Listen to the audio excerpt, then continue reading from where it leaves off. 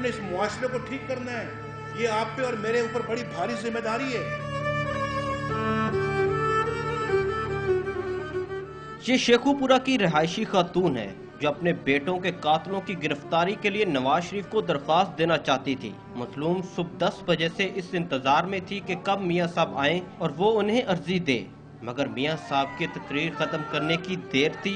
बेरहम मुहावजों ने उससे धक्के देकर पीछे हटा दिया।